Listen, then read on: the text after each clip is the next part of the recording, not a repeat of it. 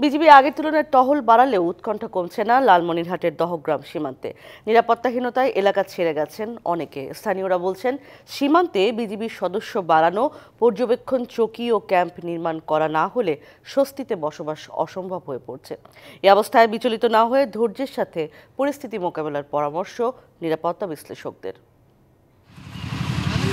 আন্তর্জাতিক সীমানা আইন লঙ্ঘন করে বিজিবির বাধার মুখে লালমনিরহাটের দহগ্রাম সীমান্তের শূন্যরেখায় কাঁটাতারের বেড়া নির্মাণ করেছে বিএসএফ। দফায় দফায় সেখানে সিসিটিভি ক্যামেরা ও উচ্চ ক্ষমতার সার্চ লাইট স্থাপনের পর বুধ ও বৃহস্পতিবার কাঁটাতারের বেড়ায় ঝুলিয়ে দেয় কয়েকশো মদের বোতল। এরপর থেকে অস্থির ওই সীমান্ত। সীমান্ত এলাকার মানুষের দাবি, আশপাশে বিএসএফের 16টি ক্যাম্পের বিপুল সেনার বিপরীতে বিজিবির বিওপি ক্যাম্প মাত্র 2টি।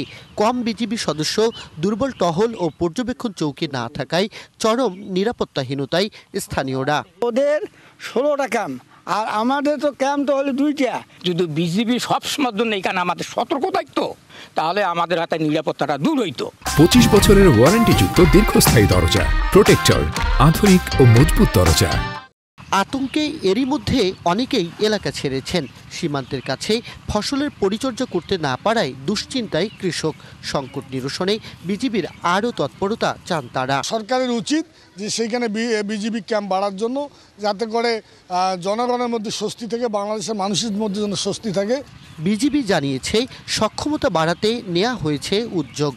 ঠিকভাবে যাতে শক্তভাবে যে অবস্থান সেটা পরিকল্পনা এখন যেটা না, এটা আগে থেকেই পরিকল্পনা আছে, শুধু ধাপে ধাপে হচ্ছে। প্রথম ধাপে 2টা ক্যাম্প হচ্ছে, সামনে আরো 2টা হবে, তারপর আরেকটা আছে, সেভাবে করে 3টা অলরেডি পরিকল্পনা।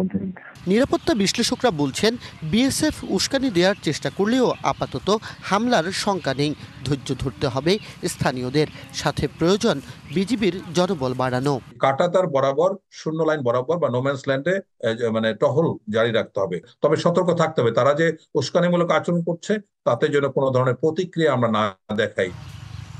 দহগ্রাম সীমান্তের সুরক্ষা ব্যবস্থা নিশ্চিত করতে হলে প্রয়োজন এখানকার সড়ক যোগাযোগ উন্নীতকরণ, কাঁটাতারের বেড়াবিহীন স্থানগুলোতে বিজিবির পর্যবেক্ষণ চৌকি নির্মাণ অথবা অস্থায়ী ক্যাম্প স্থাপন।